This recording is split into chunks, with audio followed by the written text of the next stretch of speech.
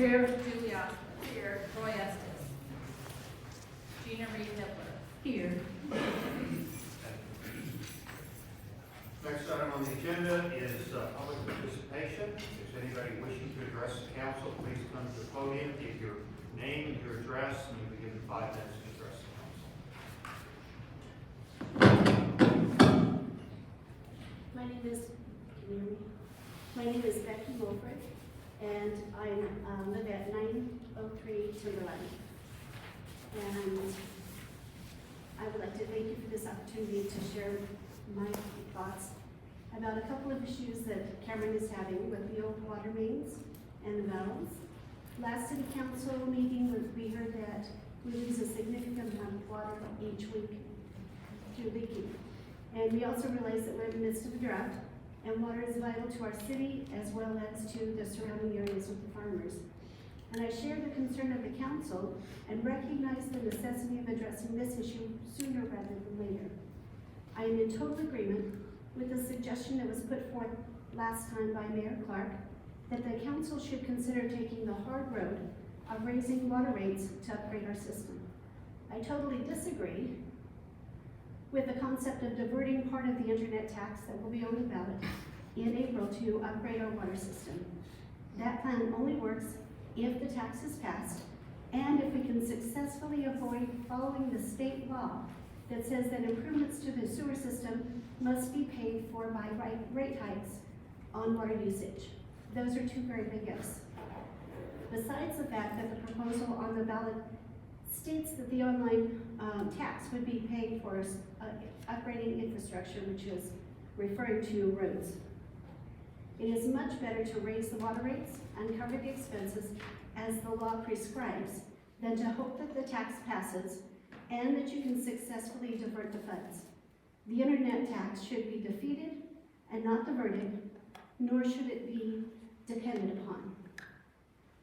Some past city council kicked the can down the road and didn't build the water pipeline, and now it's costing millions of dollars more. So we don't really want to continue to do that to our kids by counting on something that may or may not happen. So let us not make that same mistake by gambling on the tax initiative that it may or may not pass and may or may not be able to be used for the water lines. I do have a suggestion to consider. Our City of Cameron bills, on our City of Cameron bills, I'm wondering if it is possible to do what some other cities have done and give the citizens of Cameron an opportunity to add $1 or $3 or $5 to their water bill that would be specifically set aside for the purpose of repairing leaks, water mains, and valves. I and my husband would be more than willing to do that. Another point of that would be we could use, have that same concept, but use it for helping those who are struggling to pay their water bills, and that would also help us reach the goal of repairing those water mains. And I thank you for listening. That's it. Thank you for sharing your thoughts. You've done your research. Thank you. Is there anybody else wishing to address the council?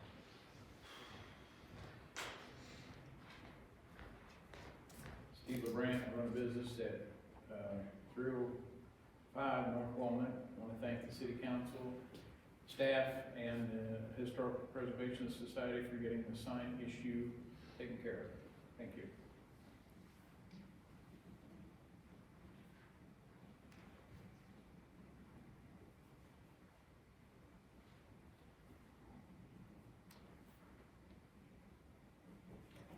Thank you. Appreciate it. We don't get thank yous that often, so it's wonderful. Kind of thrown off. I don't know what to do. Is there anybody else wishing to address the council? Okay. All right. Well, that will conclude our first public participation. Next item on the agenda is the consent agenda. Are there any requests to move items from the consent agenda to the regular agenda for discussion? Okay. Seeing none, the clerk will now read the items on the consent agenda. Item A, motion to approve the minutes of the February 7th, 2022 regular session. Item B, motion to approve the minutes of the February 15th, 2022 special session. motion to approve a caterer's permit for Grindstone Valley Winery for the YMCA's third annual Piccadilly Auction fundraiser on Friday, March 18th at the YMCA. Thank you. Chair would entertain a motion to pass the consent agenda. So moved. Second. Moved and seconded, all in favor, please signify by saying aye. Aye. Opposed? Motion carries, 4 in favor, 0 opposed.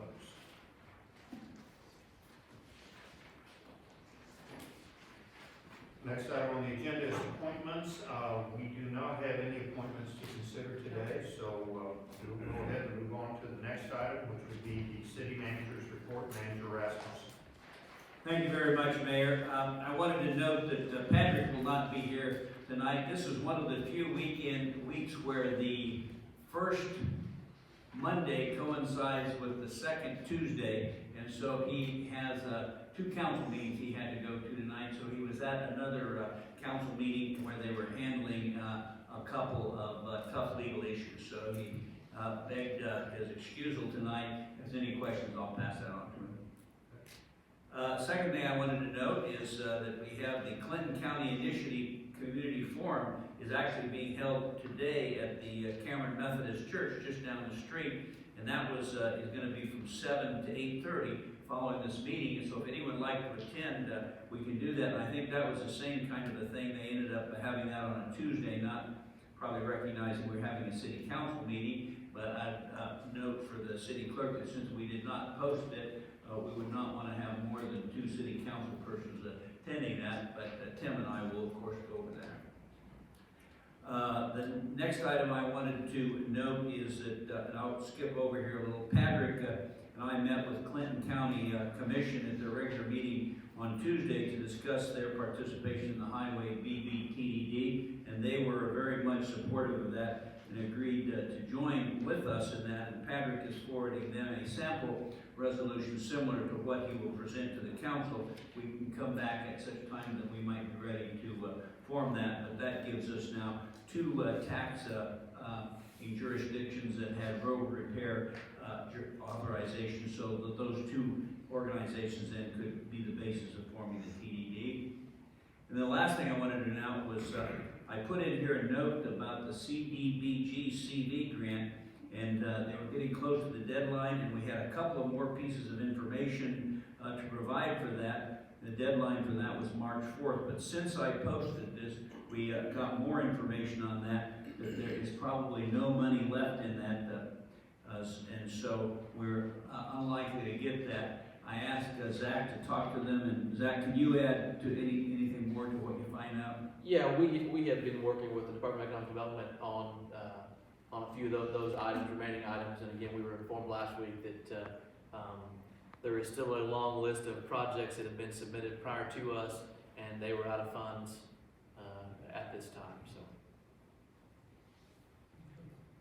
Now, and one of the things we have done is we are working now with MOCAN, who will be watching with us for future grants, and so we're going to get well ahead of the grant program in the future, so that when we have any of those coming up, we'll know about them well in advance for ones that might be able to help us, and we'll get ahead of the power curve on that.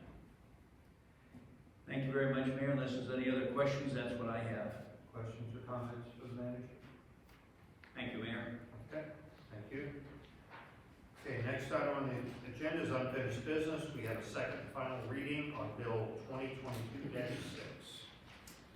Bill 2022-6, an ordinance of the City of Cameron, Missouri, updating Section 5-55C, Service Charges, of Division 2, Solid Waste Collection and Disposal, of Article 3, Refuse of Chapter 5, Health and Sanitation of the City of Cameron Code. Thank you, Chair. Entertain a motion to pass Bill 2022-6 on the second and final reading by roll call. So moved. Second. Moved and seconded. Discussion? Mayor, what I did want to do is point out that this does have a time limit on it, though, and we're doing it only for 10 months based on the recommendation of the Public Works Committee. Well, what that means is then at that time, we will have to come up with another ordinance which will change that. And Carmen, can you tell us how that might work then? I think you'll have that on your list to do. So in And so this will run for 10 months. This will go on the March 1 utility bill, and the December 1st utility will be the last bill that will occur. And then after that point, we would have later in December, the first ordinance to repeal that $1 charge. And it'll go back to, or repeal it, or set it to whatever council so desires to set. And then at that time, if the council would like to do something else, we can do that, but at least we will have had some time to see how this works, and we can take whatever action necessary then. So we're not gonna have the prisoners to be helping us with that anymore? Yes, they are. They're helping us now, and for the foreseeable future, but we can't count on that. We don't know. Tad, they're out there now, aren't they? Correct, they're here. Have you received any indication as how long that might last or when that might stop? I haven't heard anything from the prison. Okay. So we're getting work released now. All right, any other questions or comments? Seeing none, we'll proceed to vote. Becky Curtis, Yes. Julie Osmus, Yes. Roy Estes, Gina Reed Hitler, Yes. Dennis M. Clark. Yes. Bill 2022-6 passes on second and final reading, 4 in favor, 0 opposed. That concludes unfinished business. Next item on the agenda is new business. The first item is resolution 2022-14. Resolution 2022-14, a resolution for the city of Cameron, Missouri to accept a proposal for building repairs from Ed Riley Construction. Thank you, Chair. Would entertain a motion to pass resolution 2022-14. So moved. Second? Moved and seconded. Discussion, Director. Thank you, Mr. Mayor. Yeah, what you have before you is a resolution to accept a proposal from Ed Riley Construction. Staff was tasked with the responsibility of soliciting bids to complete this project. We were able to get 2 bids submitted back to us. Again, we had a bid from Instep for $55,830, and then the bid from Ed Riley Construction for $45,000. Again, this will be repairing the existing upper garage roof. It won't take the roof completely off. We will just fix one truss at a time and work our way across the building. That was definitely a cheaper option than completely removing the roof and starting over. This way we can keep the ceiling intact as we repair the trusses. Do they have a date when it might be done? No, again, we have been getting, we got a couple calls wanting to know how quickly they can get started, so I'm hoping that means that they're anticipating this work, so, but at this point, no, I don't have a time frame when it'll be complete. All right. If there's no other questions or comments, we'll proceed to vote. All those in favor of resolution 2022-14, please signify by saying aye. Aye. Opposed? Motion carries, 4 in favor, 0 opposed. Next item on the agenda, resolution 2022-15. Resolution 2022-15, a resolution for the city of Cameron, Missouri, rescinding resolution 2021-50 and replacing it with a new resolution establishing a policy to receive the city's permission to place certain signs on safety barricades erected in downtown Cameron for the purpose of protecting the public from the potential collapse of buildings or structures in downtown Cameron. Thank you, Chair. Would entertain a motion to pass resolution 2022-15. So moved. Second? Moved and seconded. Discussion. Shelley, do you want to have some comment on that? Okay, well, then I will. What you have in front of you at your table is a copy of the application for the barricades to go up for Leibrandt, which was approved, and you'll see a picture of the sign that's on the wall at this time, the barricades at this time. And so I just want to let you know that the action necessary for this has been accomplished, and Mr. Leibrandt commented on that at your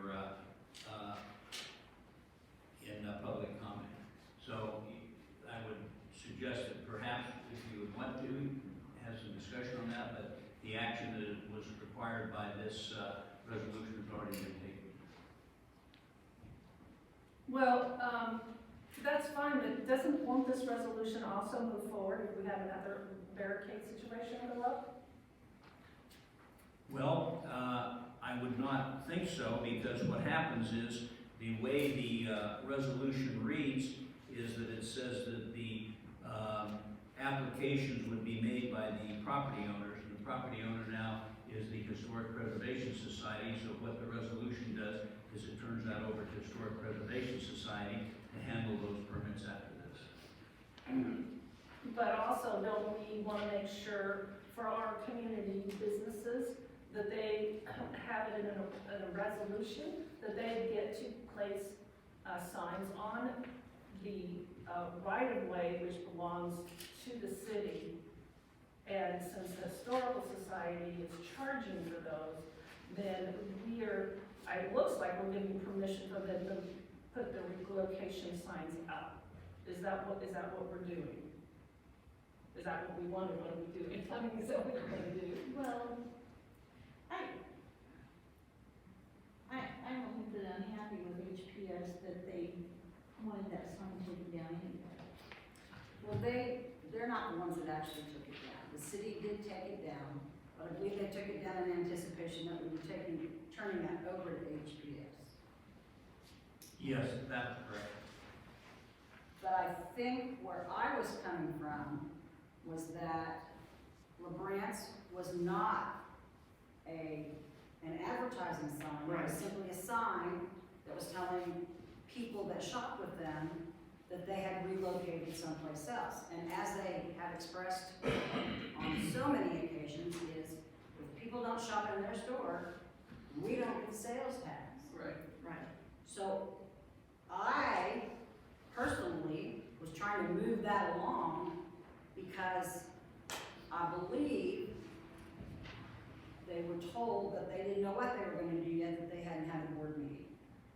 The brands were here asking me to get that sign back up so that so that people would know where they were and people wouldn't keep, leaving town without going to their establishment.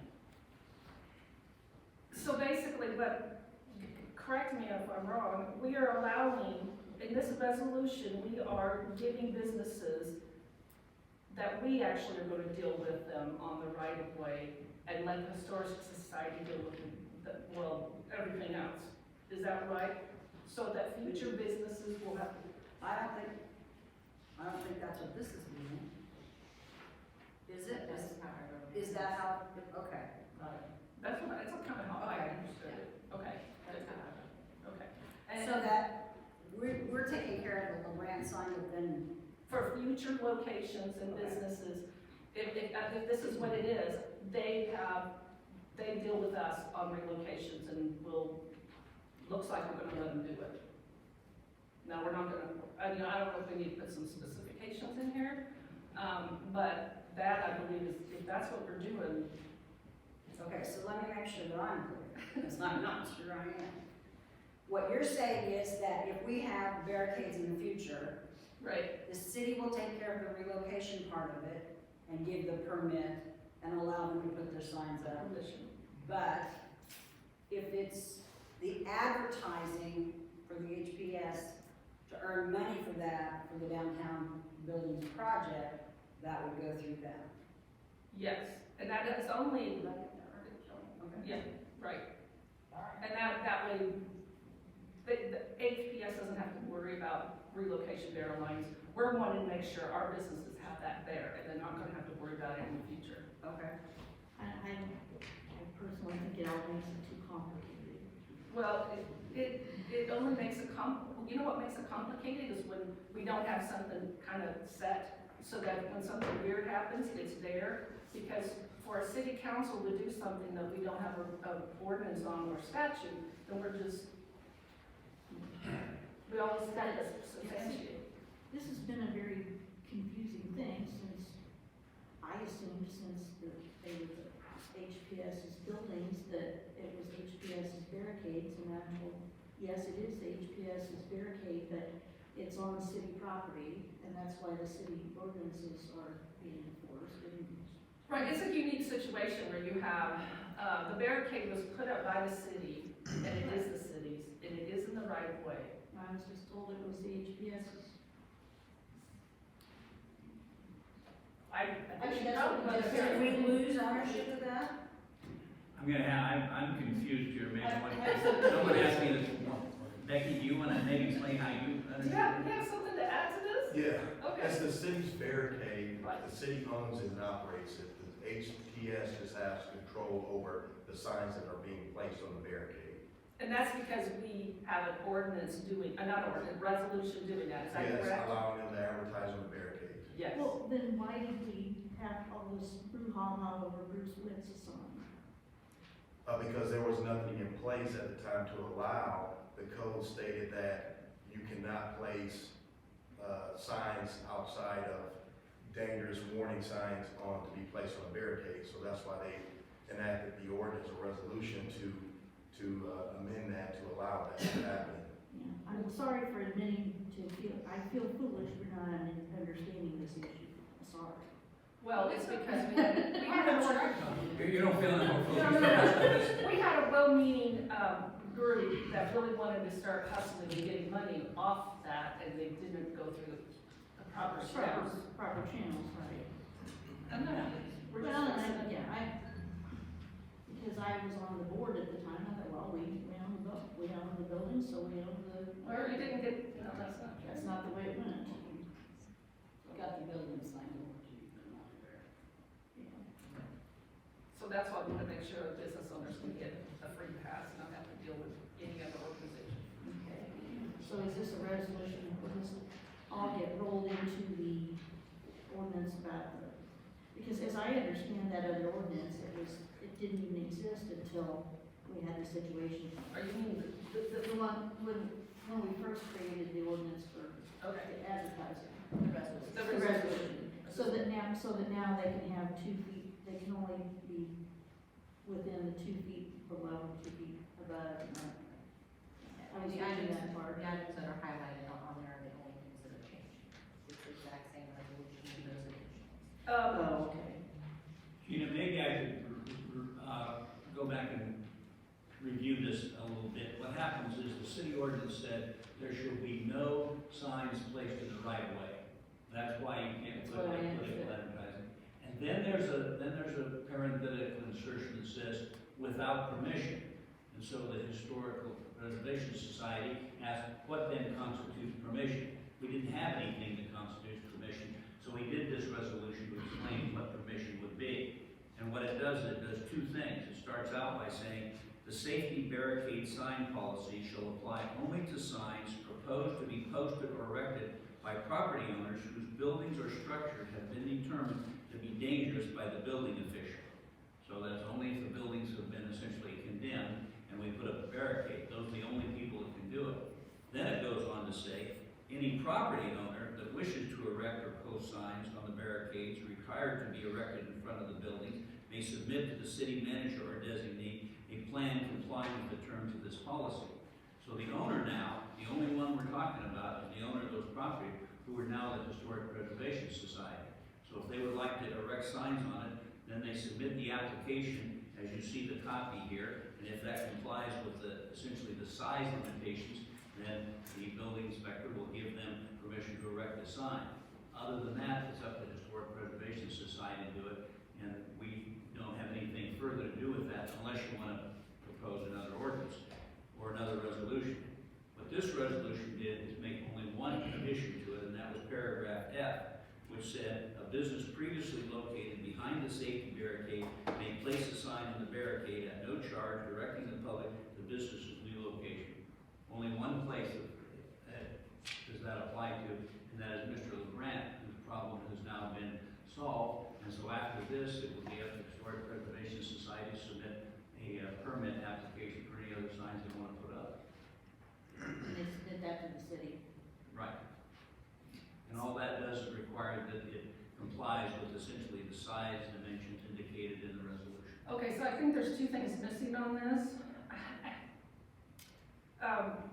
The fact that when it says, there's no time limit on this, and there's no talk about the, size of the sign.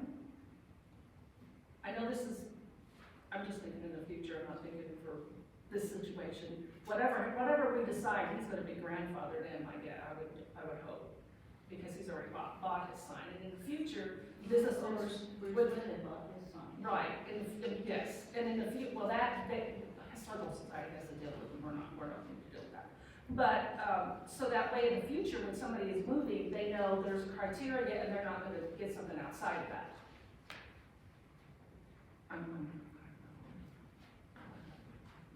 So that is, the only two things that I see about that, so that ties us up, and there shouldn't be anything in the future ever happen, we've got something in writing, good to go. What do you guys think? What do you think, Denny? I think we're making an awful lot of work, and it's, to me, it's a unique situation, and if something happens in the future, that council will look at the specifics of that and those businesses involved, and, so I probably just, I'd leave it alone. I think Mr. LeBrand, Fine Student, is happy, the Historical Society is happy, and I would stop there and move on down the road and move towards other things. I think I look at the enormous amount of time that's gone into this barricade issue, and Well, that may be true, but I look at it this way.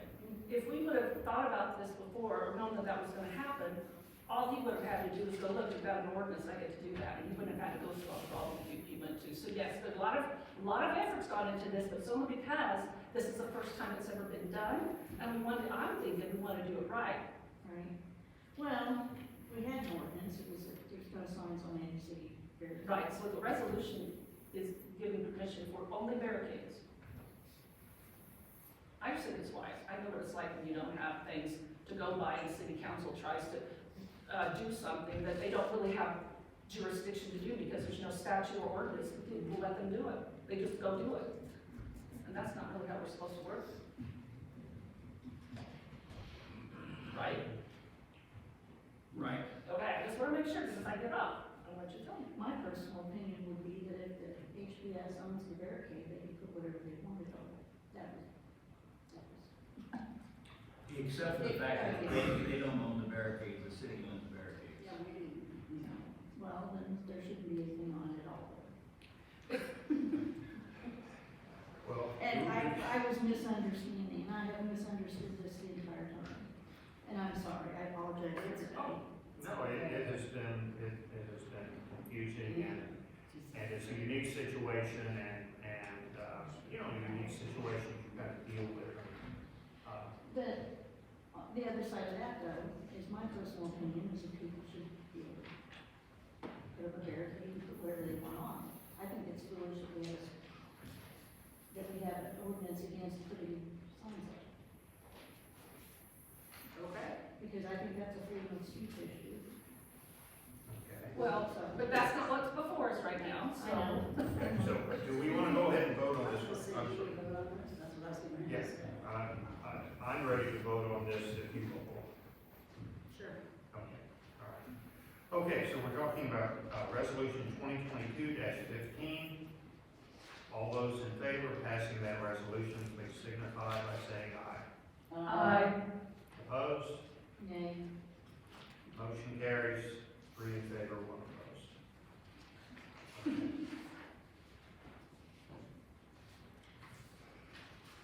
Okay, so can I know we're just out of that, but I have a question about that. Since we just passed that, I'm just, for the future, if any business, they just will automatically be able to put a sign up? Is that what we just did? They could put a sign up?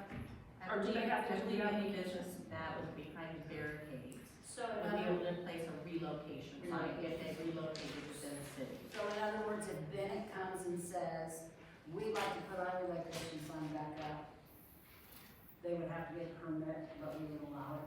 Is it? Do they have to go through this, or do they just ask us and we go, well, yeah, your business there?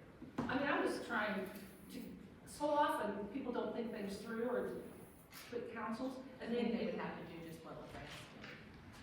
So They have to submit Fill out the a permit. signed, application, permit application to Steve or Paul, whoever, and we make sure that they meet the requirements. And then we give that back to the. Okay, that sounds good. That's good. I would say since we've got the precedent for that stuff, and that's, I mean, isn't precedent, it sets policy many times. It's just the way Okay, we but do you it. had whatever question. I did, I just wanted to know how the process was gonna Yeah, happen. I Right think after this. what happens on that, the only other people that would apply to it is, as Julie said, would be men at eye care. If they came, they would, follow this. Everybody else goes to historic preservation. Gotcha. Okay, I just wanted to see how it went all the way through. Okay. All right, that will conclude new business, and the next item on the agenda is our second public participation. If there's anybody wishing to address the council, please come to the podium, give your name and your address, so we give you 5 minutes to address the council.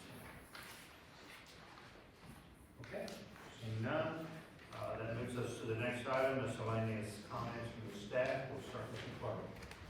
I was fortunate to be able to attend the legislative conference by MML last week in Jefferson City. I had a handout for you guys. This shows our new representative district as it will be after the first of the year.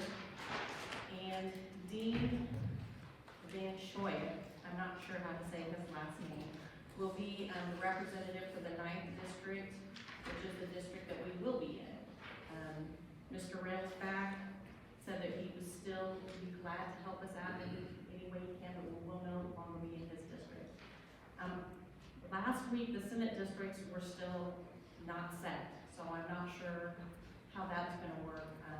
Mr. Eggleston is termed out, and our Senator, Mr. Hegman, is termed out, and Mr. Eggleston is filing for that position. Who is? Mr. Eggleston.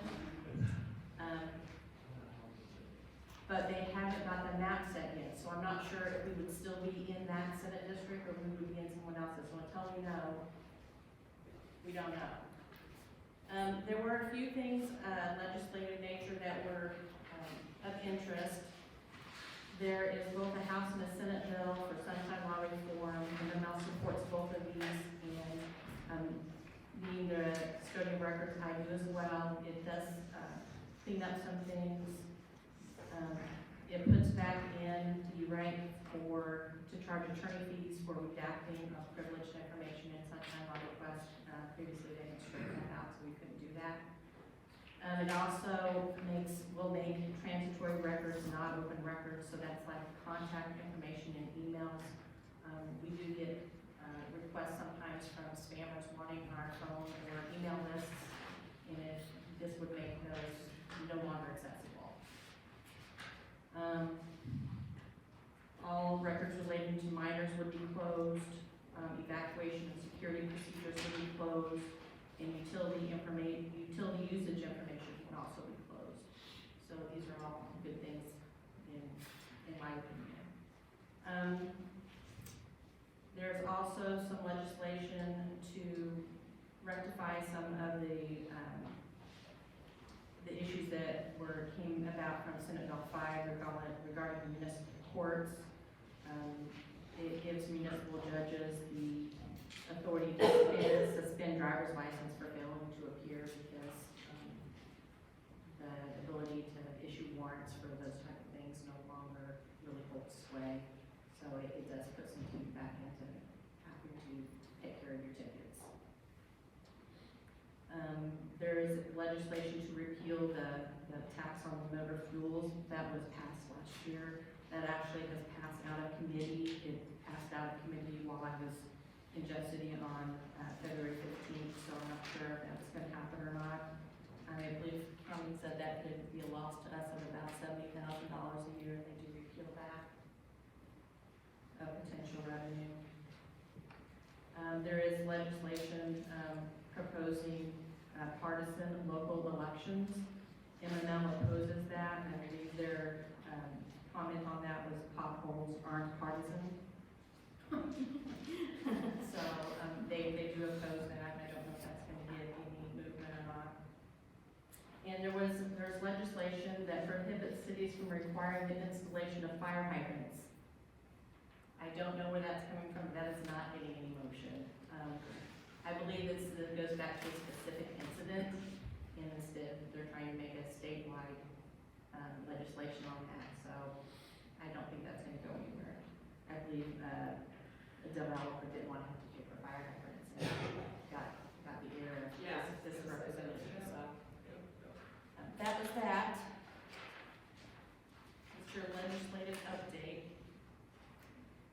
We were gonna have a public works committee meeting tomorrow, are we still having that? No, that's been canceled, and I think, Ms. Osmus was notified of that, and I will ask, Tad to also let Roy know that we'll be here tomorrow, but not able to. I posted an agenda for that earlier today, so I'll get to do something with that as well.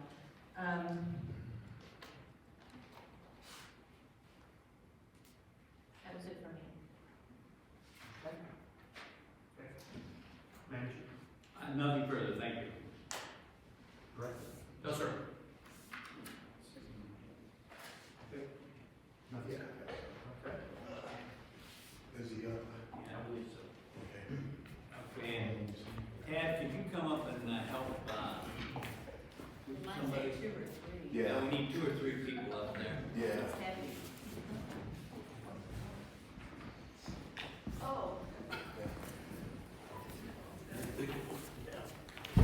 Oh, be careful. I've got the work car number memorized. All right. This is a project that the city's been working on for a long time with the collaboration of the city. Paul Fiddick, who's attending us via Zoom. Can we bring his picture up? Zach's trying to bring him up right now. He was gonna attend by Zoom because he's, he might be, there we go. Okay, well, this is a collaboration of the city, the Cameron Historical Society, Depot and Museum, and also Mr. Paul Fiddick. This is a project that includes historical plaques that are going to be placed throughout the city and famous places where these famous individuals have, traveled or passed or come through. This is our first plaque. This is a double-faced plaque. This is Rutherford B. Hayes. And on the other side is William Tecumseh Sherman. This plaque is the first of many to come. This is actually going to be placed by the Veterans Memorial just north of the Veterans Memorial site. Our city staff is going to place this. Like I said, we've been working with the Cameron Historical Society and Paul Fiddick to, give something to the community. Mr. Fiddick is from Cameron. He's a longtime Cameronite. He's gracious enough to give back to the community, and put these plaques throughout the city for people to learn about the famous people that come through the city. A lot of young people may not know the history, but this is a way of getting people active and walking throughout the community. These are going to be placed on a circuit, so they're going to be spread out through the Cameron community city limits. So these plaques are very expensive, very heavy. Where they're made, this is bronze actually, and then the pole is about 8-foot pole. It's cast iron, and we're going to be placing these in the right of way. So we're just waiting on a right of way breakaway device, just in case somebody were to run into it, to protect the city and protect the sign and limit the injuries for this. So the next one is on its way. I can't remember who that next individual is, but once we get that, we'll update you guys. Any questions? This is the first one? Yes. From the city, I want to say thank you to Mr. Paul Fiddick for his financial contributions. I want to thank the Cameron Historical Society, Connie Littner and the board, Stan Hendricks. They were the ones that actually wrote up the history points for these plaques. There was a lot of work and time and effort put into this, so we're very gracious to have these and have it as a tourist attraction to the community. And this one's gonna go where? This one's gonna go by the Veterans Memorial, just north of it, on the school. We've also worked with the Cameron School District, Dr. Robinson, to place this one, and he was gracious to do that. And I thank our Public Works Committee for being the ones that are gonna install this. And I'd ask maybe Steve and Ted, could you hold that up in the air so everybody can see it? I I'm joking, weighs about 200 pounds. Again, thank you, Mr. Fiddick, we appreciate it. Yes, thank you very much, Paul, for working with us on this. I think Paul's saying something.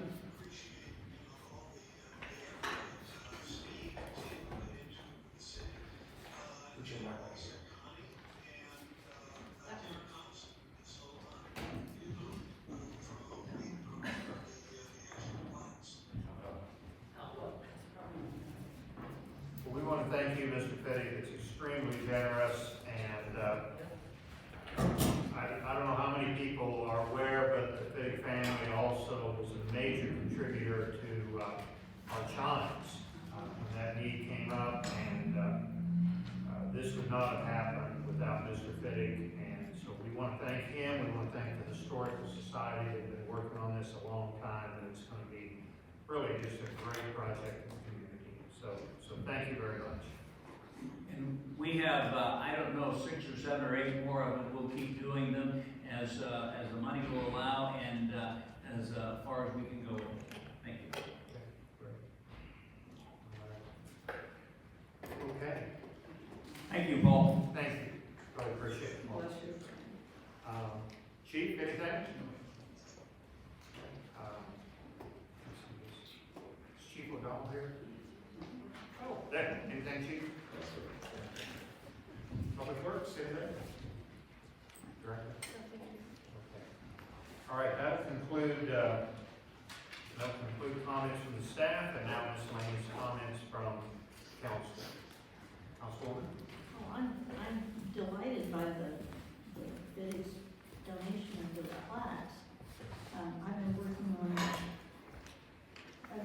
marketing cultural sites in rural and small towns, and so that will fit right in. I went to one of their travel agents in town and said, well, what about making a tour of Cameron? And at first she said, well, there's nothing here. And then we thought about it for a while, and we started thinking of several things that are here, so I'm delightful. Councilwoman? That's gonna be great. It's a great addition to Santa. I couldn't agree more. That's all I have. Okay. Councilwoman? I have 2 things. One of them is, yesterday was lovely, and there were a lot of camera nights out in the parks and on the byways, and it was so nice to see. And now everybody, today's really cool. Oh yeah, and our wrestlers did really well at the state. Congratulations to them. That's it. Okay, great. Well, I also, again, just want to say, this is so generous of the Fiddick family, and they've been gone for many years, and yet they haven't forgot their hometown, Bob Griffin, similar kind of thing. So, just very generous, and we appreciate them remembering us. So, that's all I have. We're not going to have executive session this evening, and so Chair would entertain a motion that we adjourn. Second. Second,